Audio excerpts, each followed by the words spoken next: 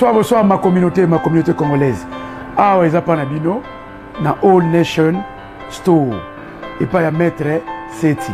Tozote kabiwa rolia oyo nanga naye bisonyo surtout toliaka. Tozali awa na Tottenham L na numéro 121 High Cross Road, postcode N17 9NR sorry. Soko leki restaurant Deluxe Mana, topé Deluxe Mana, au leki mouke pavement au mati kabiso au monde na soukawana. Ou soit sur Outi Bushcroft, on a 123, 230, 242, 76 et tellement cas juste l'émotion na biso aw.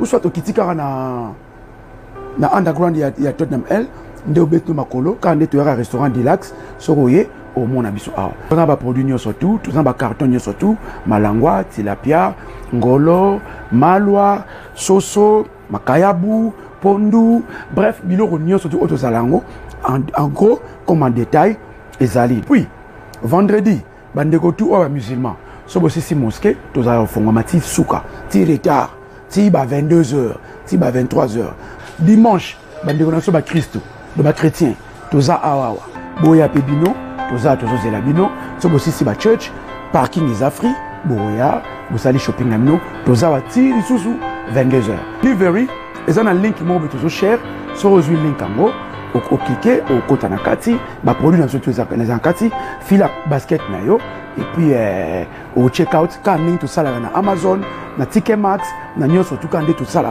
au sami on a tout ça na deux options tout ça en delivery tout ça pe na pick up.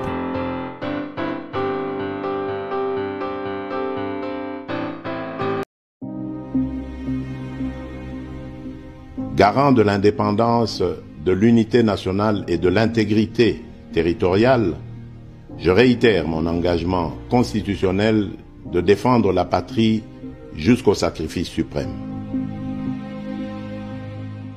Tozana deuxième volume nabiso ya émission nabiso Mwana Manianga.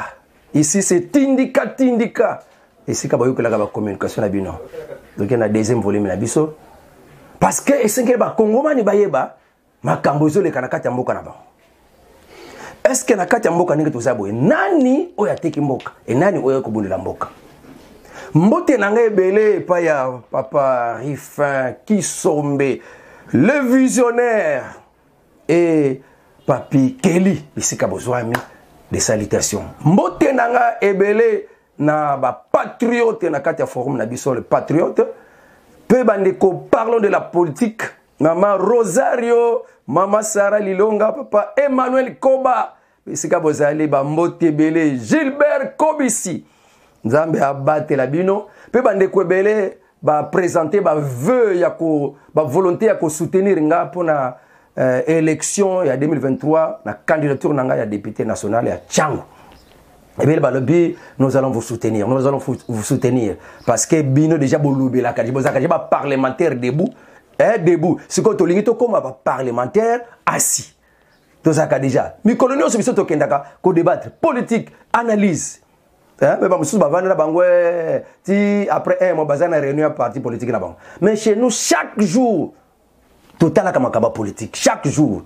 Mukolo to kota kuna des makambo kozala bien. Donc c'est que nous demandons votre sollicitation et belé bisika bozali bozana ba moyen botinda pe mona manyanga bo soutenir la candidature moi ba polo moi ba bandeko muso déjà ba bandeko sala moi ba œuvre ba zana poto ba zotinda ba polo parce que pour la visibilité et singlement polo ezala wana ezaki nango pour moi marketing ya makambo to kosala lobby moi to bandaki moi lisolo na biso na émission ya liboso pour na makambo kakame ake loba na kati ya Jeune Afrique pona kolobake mboka oyo ya Congo azana droit na ya kokota na kati ya mboka parce que ba FDLR bazana kati ya mboka oyo bazolinga kokende ko bundisa Rwanda pe ko ravir bango bokonzi na bango oyo zana maboka batuchi. C'est pourquoi lokola RDC ya ko batela ka ba FDLR Rwanda lobinga na kokota Kagame lobinga na kokota na kotuna permission mutu tenga nazo kota pona ko ndeko bundisa la bango na place wana bisika bazobongisa la cop na bango.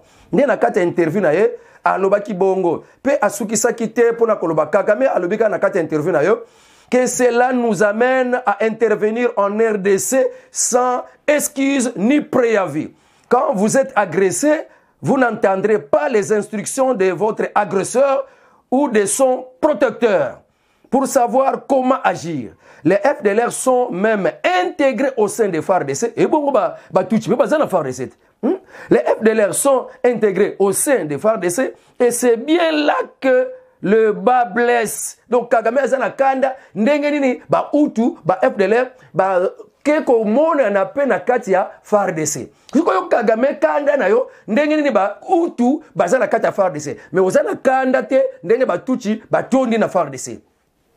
Ye alobi ke Kagame alobi ke esika wande makambo so tambola te. Ndenge nini ba FDLR o balingi ba ko ravir nga bokonzi bazo bongisa kopu kuna ba se retrouver pe na armée na bango ya FARDC. Bango ne bazo protéger bango. C'est pourquoi ngai na biti na nga o nazo ko kotela kakuna ya Rwanda. Donc Kagame a accepté que c'est lui qui agresse la RDC. C'est lui aza à la base ya kotinda ka ba M23 ba kende ko sala makambo wana ko bomaka ba bana mboka na biso.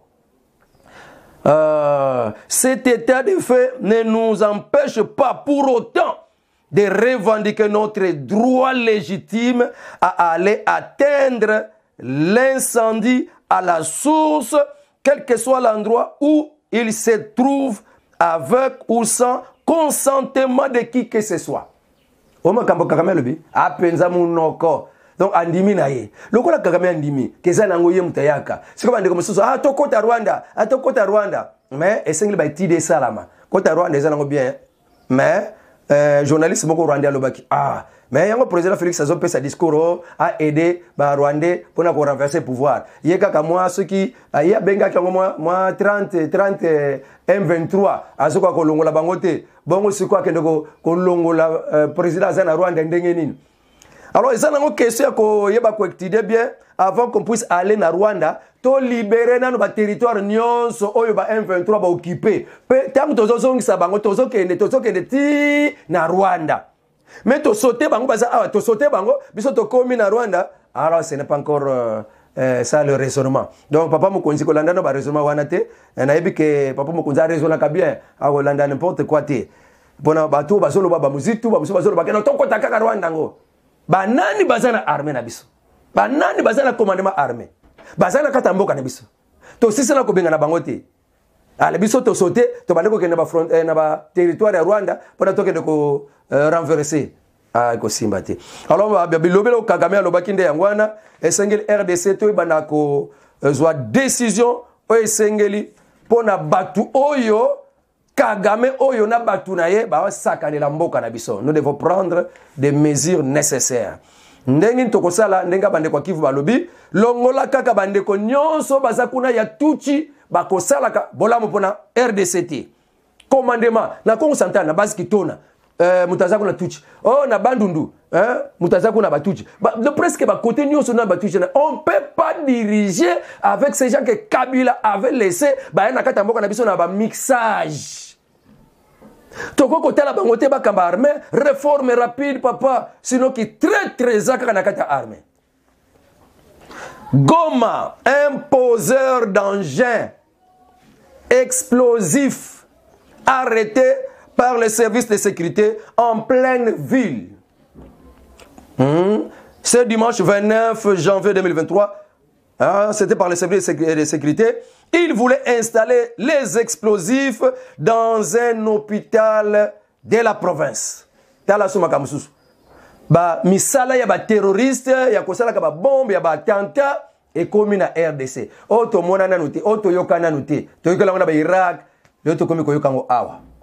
Siko ba ke kanga mutu moko na kati ya Goma. Alingati yango na église ba kangiye. Merci na bandeko bazo kwa assurer sécurité, vigilance ezala makasi. Yayoka kiki balinga pesa bango pe ba engin oye détectaka ba bombe wana oye sala ka ba attentat. Nzambe vraiment apambola ba service de sécurité na biso baza kona de père et de mère bazo bunda pona makambo ezala bien.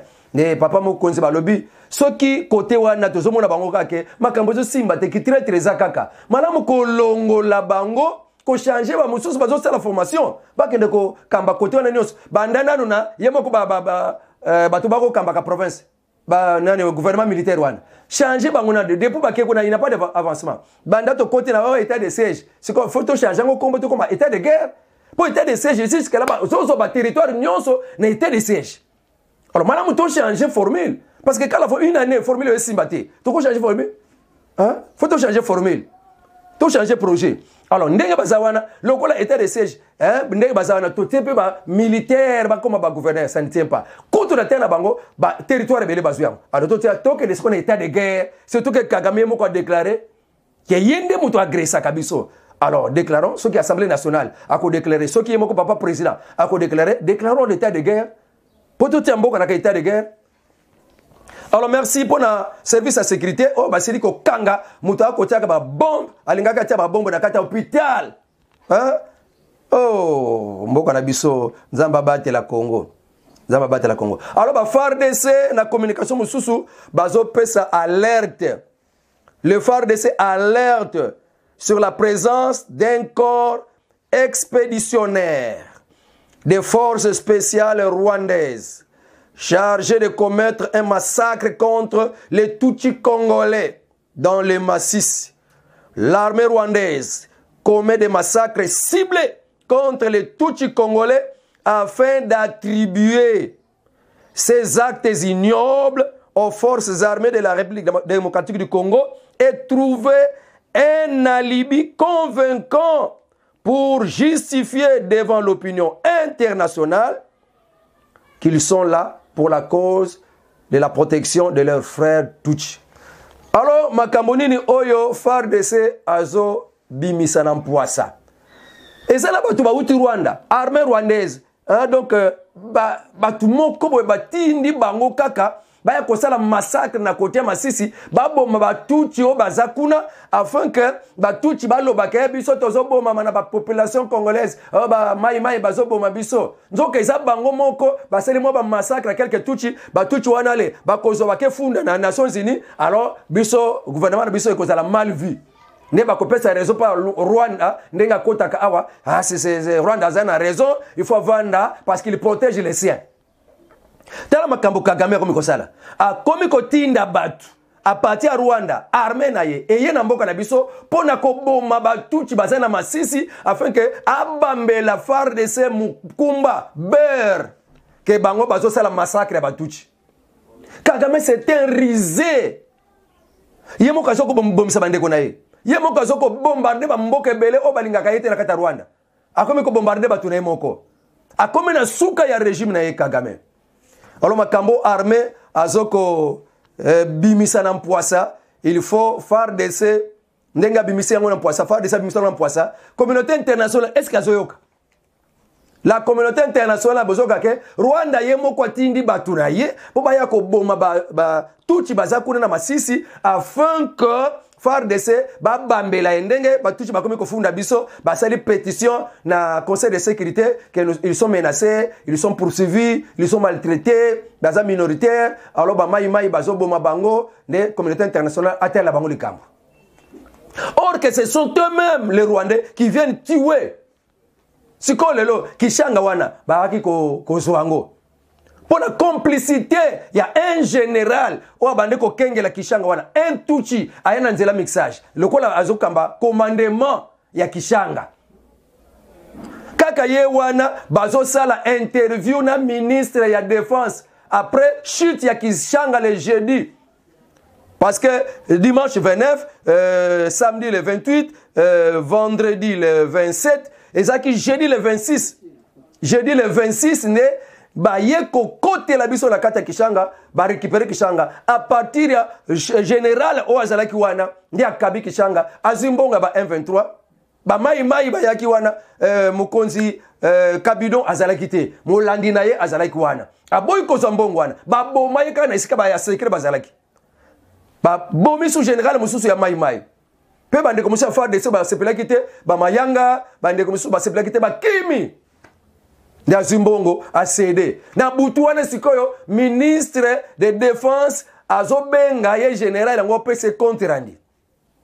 Nde yango mikolo yo cabinet ya ministre a démentir que non interview ana ezala yango ministre de défense teza ngongo na yete mutu wana pe général wana eza mongongo na été parce que wana eza nde kabale ya barwandais bafondaki na bango conversation mais na conversation babando loba nini ministre ya défense abengi mpona bapesa compte rendu ndenge nini baye kozwa kishanga ye mutu wana général wana aloba ke aza à 2 km kishanga kimi aza na kati ya bazamba batuni bongo bandeko mosusu esika bazali ayebi te ndenge nini bo réussir te notre réussir te pona ravitaillement et y retard to sengi ravitaillement pas gouverneur ya Nord Kivu mais ravitaillement 4 jours et retard banguna ba déjà na ravitaillement to zanga ki makasi nini susu non moi kolia pe ezalaki penza te abi nayoka te lobby fo nayoka ke bo récupérer kishanga wana moi je regarde ça va avec pe que Nord Kivu azotinda renfort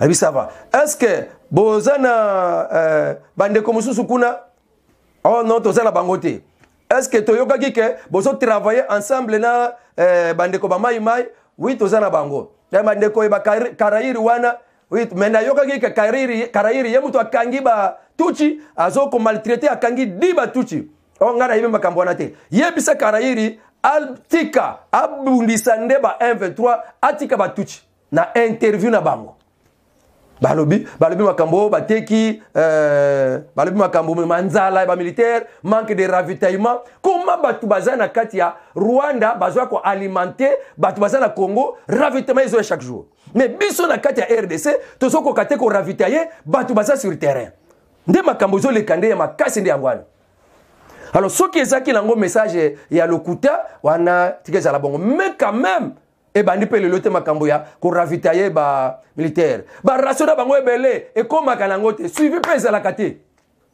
ba prime na bango ebele e koma kate suivi pesa la kate na iba kate la kate armée nango ije faza la kate inspecteur wana batia wana soki tango for wana ndi batia inspecteur mais inspecteur kate olandela mbongo eke nani azui nani alia yango inspecteur ezala kate tango for donc avant nzoka yende IGF ya armée FARDC. Mais il ne fait rien. Mais avant de faire quoi changer. Papa Mokozi. Ma comme ça vous êtes armée blague était la armée. Armée c'est ça la protection du pays.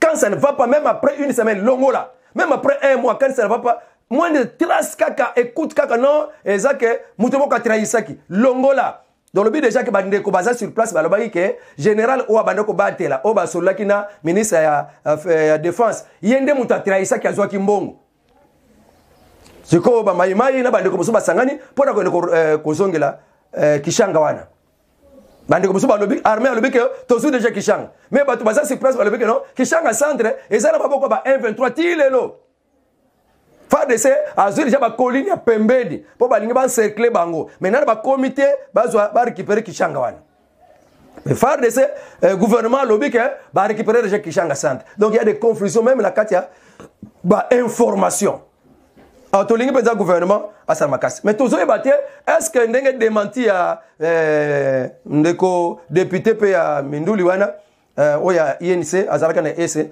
a démentir yango pe ndenge pe cabinet ya ministre de défense ba démentir yango ce que ezalaki bongo mais eloko ya koyebaka ke serveur na biso pe ya makambo ya communication ezalaka na Rwanda ezonga kote mukolo nini. Donc tout ce que nous parlons na WhatsApp na appel nyonso et les kakana no Rwanda toyo kana nous démentir il y a cabinet, il y a ministre de défense pour la makambo ya audio. L'audio attribué au ministre de défense sur les réseaux sociaux a tout l'air d'une fake news. À l'air d'une fake news. Cet audio attribuant qui parle au ministre de la défense de la RDC, cette voix, pour ceux qui lui connaissent, n'est nullement le ministre de défense. Et même le général Mugabo. Donc, Mungongo wana, il y a général, il s'appelle Mugabo. Bah, le but que même Mungongo, il y a ministre de ministre de défense. Donc, cabinet, il y a ministre de défense, bah, démentir yango. Bah, ben yango que, ça a l'air d'une fake news. Bon, le baka fake news. Mais bien, le sous, ça a l'air. Donc, vous allez en payer la R, monsieur. Alors, tout ce qui est le que député Crispin Bindoulé, ya alobi ke eloko wana eza théâtre il y a démoralisation ya population. Un théâtre pour démoraliser la population, d'après le député Crispin Bindoulé. Mais tout le monde la pense bien. Bah fondé, moi conversation, bah bambi yango ministre de la défense, bah bambi yango général Mugabo, ou à qui corruption na kata kishanga wana. Est-ce que ça bon mais toye ba katoye bisaka mboka na biso. Bon le biso ba fibre optique ba bando ko tia wana ti le silaté. So ba fibre optique wana iza nango lelo tala ba WhatsApp to ko solo la biso moi makambo ke na Rwanda ezati.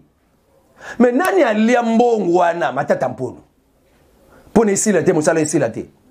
Ti lelo serveur ya ba communication na biso nyonso makambo to solo la ba WhatsApp na ba appel normal entrant sortant. Et kenda kananu Rwanda nde ekoya ko komela pa mutu. Donc ministre akoso la pena na général. Bango ba koka ngambe parti ba serveur na bango.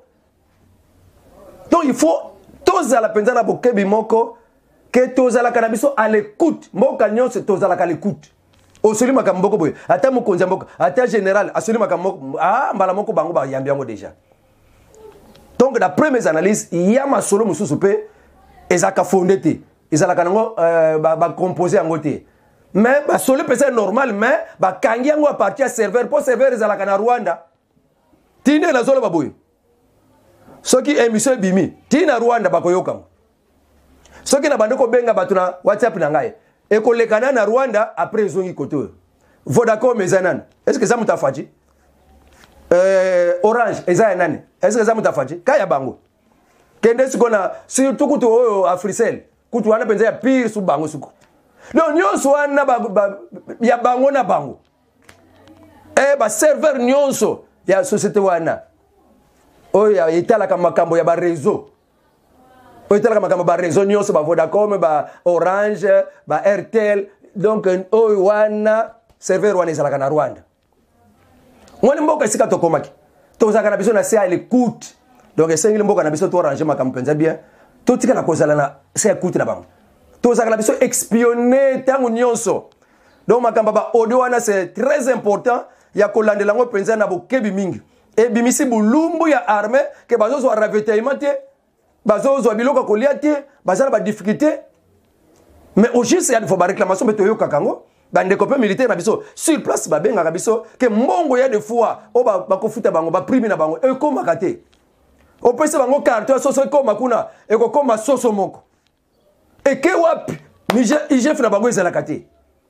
Mais bazana inspecteur mobimba na FARDC wa ko landelaka suivi ya mbongo ndenge bimeli tiye ko koma pa batu bakozwango est-ce que komi alanda kana yete mais il est là. Bato boya ko longo la bango na même après quelque temps. Comment armée ko zala kate comme ko zemo ka kende ko tala kabiloko nyonso na ye. Akena poste de commandement, atala makambo nyonso. Akekuna atala makambo nyonso. Bon. Papa oyo babengi Adam Chalua. Chalua. Azamu ta PPRD 4 na PPRD, ye a fustigé bandeko yo bazobima na bango na PPRD.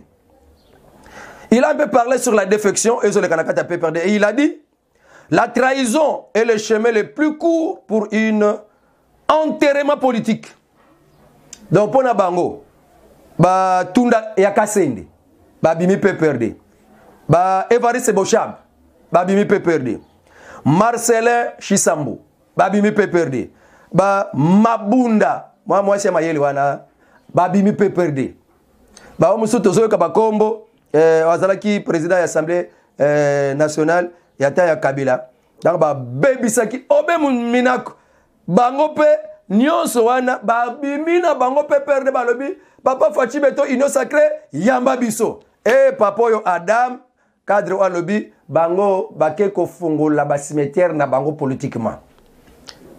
Est-ce que ba wite ba mobutu bakota na PPRD bakufa bakota na cimetière kaka oyo nde ozomona ke bango bakota na cimetière yo nde muto otika la kuna nde yo muto okunda mabien toi c'est toi qui sera enterré politiquement. Mais oyo bazomona ce que c'est la politique na ndenge mabete ke lobi baluka pe ba député pour lobi bazongi la sous ce que ça bela ndenge penza ke ndenge mboka na biso ezalaka ke mbisa la na isika ma yo chola ya ndenge normal wana baya na bango ngaku tunazana eloko nanga koloba kuna te nous avons besoin ino sacré pe boya kana mutu te pona ngaba na lisi nanga ke oh ndenge badeko buso bazolenga baya te baya na bango soki banza bakosinise bango kaka mikanda ya engagement bakosinise bango ndenge boye en tout cas loyauté na mokonzi bango balebi bakopesa papa mokonzi majorité bavanda kaka barena na bango bakowela ba poste ndete mais du moins baya ko sala pe ki espionnage te il faut baser la bango mayele mais bakoyema na bango eza un peu problème te parce que bato liboso peut tout le monde que ba changer ka akeka mususu kuna baza bato liboso te Congo ezalaka na ngaka ndengwana basala na Mobutu balongo ba Mobutu la mère Mende aza ba Mobutu aipa kabila te tanga aipa kabila aza sikola ino sacré to boye bango te si bali baya na bango basasa ezotala ngako te bakoya na bango ino sacré ko yamba bango bien kaka nde batala na bango baya ko wela pe ki bokonzi kuna te. Alors Matata Mponyo yepe candidat na 2023 yazolo banini. Tous les candidats désirés par les Congolais risquent d'être éliminés au profit des médiocres. Wana batata Mponyo mutazolo ba. Ke bato belé ba candidat belé o ba population ba sepeli na ba candidat yango mais nazo banga ba koko zala éliminer na profit ya ba médiocre. C'est comme médiocre wana ni. Pour la Matata Mponyo. Faut comprendre. Au cours d'une matinée politique le samedi 28 janvier 2023, il a parlé de la situation socio-économique qui continue de se dégrader malgré les promesses du chef de l'État. Wana Matata Mponyo a critiqué gestion mokonzi mboka kolea batu malonga te makambo kusimbaka te dollar ko mata kaka nzoka yena tango na ye dollar ezala kikimia tout ça alors esengele ba pesa ye faveur akoma mokonzi mboka. Wana Matata Mponyo alobi ba franc Congo zo mata makasi ba biloko zo mata kaka vraiment makamba ba 20% makamba ba 30% na ba ministère ye atikala ko kanga biloko wana nyonso mais lelo eye susu makasi makamba ba 20% ba 30% na kati ba cabinet yango yalobi ke yeso kaye biloko wana ko longola ngo ndenga longola kango na tango akala Matata Mponyo muyibi munene lelo kami mupesa leçon Matata Mponyo mbonga bukanga lonzo te wapi mbonga ba stade oya fole batonga ba stade municipal eza wapi mbonga ba locomotive eza wapi Matata Mponyo mais faut vous allez moi sérieux quand même les lobino batu bo détruire mboka vous avez volé des millions et les lopé comme qu'on l'obapé qu'on s'appelle leçon Matata Mponyo il faut avoir honte il acquise le pouvoir en place d'utiliser la justice comme une arme politique pour éliminer les candidats déclarés ou non à l'élection présidentielle. Donc, Mokonzi Félix Tshisekedi a fait la justice pour éliminer politiquement les candidats au Batubalingi. La justice, il y a aussi un problème de la justice. Justice à l'année, si le président Félix Mutatindi, justice. Matata Mponyo, vous avez volé beaucoup d'argent. Mbonga bukanga lonzo, mbonga ba locomotive, mbonga kotongela ba université, ba sala ba hôpitaux, mbongo ebele yo yiba. Oyiba na yo, justice a landate. Soka landi, le président Félix Tshisekedi utilise le pouvoir, utilise la justice comme arme politique. Pour éliminer bino. En tout cas, okozanga mafiki ndokite. Mutu lokola katumbi, makamba sale belebele, justice déjà landela kaye. Mais le col a lobby qui est comme candidat, parce que le président Félix Tshisekedi veut utiliser la justice comme une arme politique pour éliminer Katumbi. Là, en air de ce cas, il faut que tu aies un wana ekosimbate boko kangama bosala bambeba esengele boko kangama cour constitutionnelle alobaki ke aza compétente pour na kosambisa ancien premier ministre na ancien président basique dozela kaka makamususu kaka tozolekisa boko kangama na bino matata tu n'as rien à s'expliquer avoir des excuses au président Félix a utilisé wana ba prétexte. Au côté la penza bien soko sala mbeba te. Oui, mais soko sala mbeba, o sala oyiba. Pourquoi ne kosala comme makambo non azo utiliser justice. Soko ça vraiment okozwa manayo. Donc oza mutu moko sala mbeba te. Alors ça va. Alors la Chine elingi mboka Congo, Chine elingi RDC ba pesi biso 25 millions de dollars pour la kopesa FARDC na biso basala musala malamu. Chine a pesi don 27 millions de dollars pour la FARDC ba o bazo yekola o bazo bunda bazwa moi quelque chose pour na koboko la ba famille na bango. La Chine offre 27 millions de dollars en faveur des secteurs de défense et de sécurité en vue de booster plus haut les forces armées qui sont engagées au front contre les groupes armés, hein, les FARDC. Et afin que les FARDC soient bien outillés pour défendre leur territoire et rétablir la paix, la sécurité à l'est de la République démocratique du Congo. Acte bien salué par la population de Goma. Bah, la Goma ba sepeli parce que tozo lukape mbongo, lukape mbongo. Alors ba sepeli makasi ndenge edwana ba mboke beli ba so presaka Ukraine, nde mikolo Ukraine a ozwa renfort ya OTAN. Ba ozwa ba 100, ceux qui sont quelques plus de 100 blindés. Ozo ba zo benga Léopard 2. Donc ba mboka ba occidentaux ba zo pesa Ukraine plus de 100 blindés. O baso benga kombo Léopard 2 et kende ko ravager Russie. Russie par le baki. Boya mukolo kaka o Ukraine a longi Russie, c'est la fin du monde. Boya toze la bino. Alors, l'OTAN est prête à une confrontation militaire directe avec la Russie. Wana makambo OTAN zoloba. Ah! OTAN ils ont dirigé les États-Unis. Hein? OTAN, ils ont alliance militaire transatlantique. Yango babengi OTAN. Dirigée par les États-Unis, a indiqué être prête pour une guerre directe avec la Russie. Et cette déclaration a été faite par le président du comité militaire de l'OTAN, Rob Bauer. Dans un entretien accordé à la chaîne de télévision portugaise, RTP, Bauer a été interrogé sur la capacité de l'OTAN à une confrontation militaire avec Moscou. Et il a répondu sans embâche, nous sommes prêts. Il a ajouté que ne répondra que si la Russie franchissait la ligne rouge en envahissant l'un des États membres de l'OTAN. Alors l'alliance devait être mieux préparée car actuellement la Russie a l'initiative militaire pour faire la guerre à l'un des pays membres de l'OTAN. Donc on a déjà que Makambo pensait à la troisième guerre et Poussana. Alors c'est un danger pour Nabiso. Ndenge pe bozomona OTAN wana bangone baza sima Rwanda. Bazo bundisa RDC. C'est comme biso tozali sika okimila totoka biso na Russie. Makambo déjà ils ont bongama. Et d'ailleurs la Russie a lobby après déclaration ya papa oyo. Russie a lobby si tel est le cas alors ba pays nyonso o bazo boya politique ya mabe ya ba OTAN boya to sangana pour faire face contre menace oyo. Exemple ba Brésil, ba Indonésie, exemple ba Chine, ba Corée, ba Irak, ba pays belé. Basa la bloc quand na simarisi pour na bango pe ba beta bango. Donc bloc les choses salama. Et bango ba lobi que bazo funda ici. Pour ba allemand ba lobi que les africains ce sont des animaux. Kaka mikolo minde ba ebisi ministre affaires étrangères allemand senga bolim c'est africain. Comment toi un allemand ministre des affaires étrangères oso qualifier les africains comme des animaux? Oh non, ngana lobaki comme des animaux te, mais ndenge ministre russe des affaires étrangères a kende ko visiter Afrique. Alors biso to lobaki que ake peut-être pour na ko lobela makamba léopard 2. Donc on a parlé des animaux léopard 2. Tala makamba zokos. Or que le ministre des affaires étrangères a qualifié les Africains comme des animaux. Alors bah comme ko senga pardon, ba sengi mikolo excuse. Oh, que les Africains nous excusent, on n'a pas vraiment eu l'intention de les qualifier comme des animaux.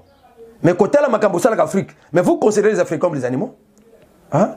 Makambo bebo salak. Combien batu bakufi na kati ya RDC au pour na makamba guerre oyo? Mais bozaka si Rwanda. Pour quelle intention? C'est que vous considérez comme ça le banyama.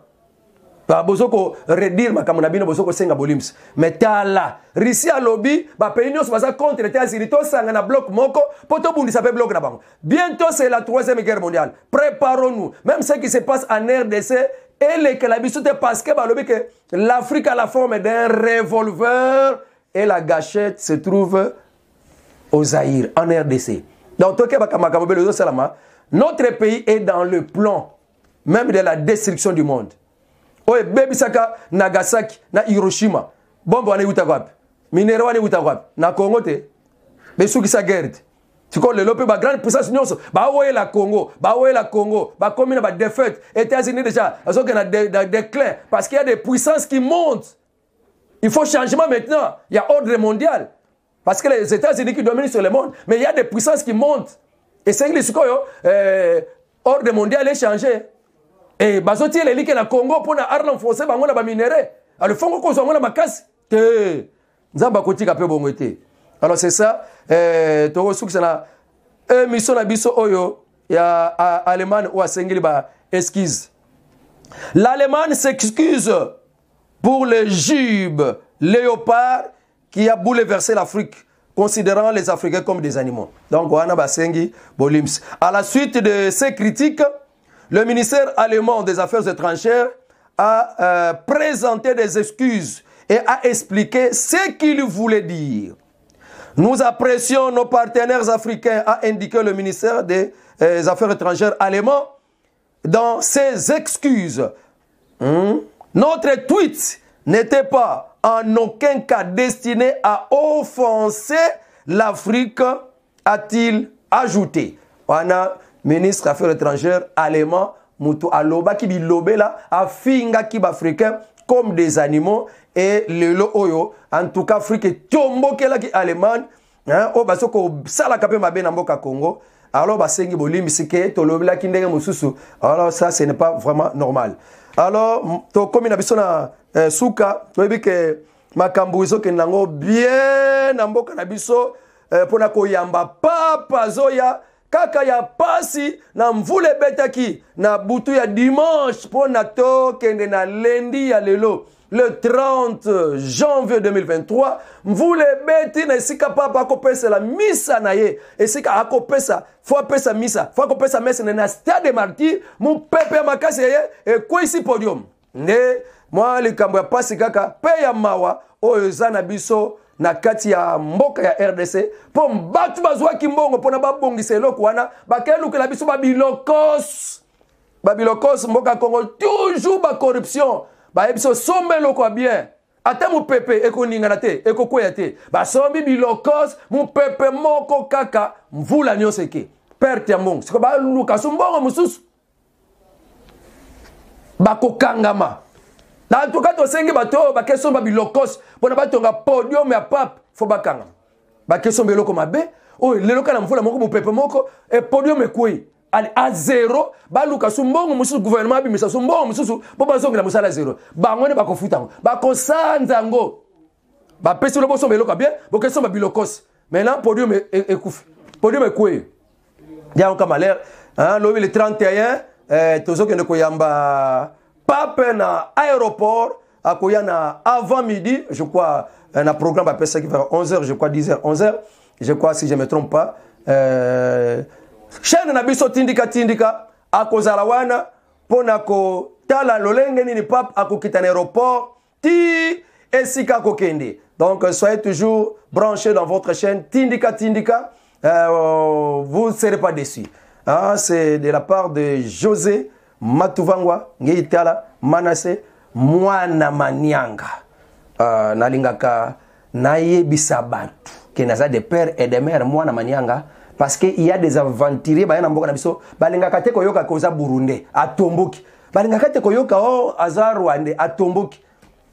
Mboka na yo, Ngaya Mboka na ngai, Manianga, 100% Manianga. Yo sikoyo, utena Burundi, omi bamba, Mutwa soki kashobwe soki muta mboka nini moza mupaya olingaka te babenga yo Zambien siko mutaka mutu moko sikazali ya zali belaka mutu na biso mais ça mutu na bila zaka Zambie bila bolinga koyoka ngote pwani hein pona ko baka Zambie comme lisum pona ko baka zaka Burundi et comme lisum non moi je suis de la tribu de Manianga et na kobanga te pona kolobango bambote belela bande konanga bampangi kumanyanga kiambote keno lutata mana mudimba zi émission za mpangi yeno kumanyanga yekunsa soutenir mona députation nationale mokofila kyotso kilombele mokuluza esavo ngena kibeni mwana Manianga ngiti vova mpe kimanyanga kiambote keno au revoir.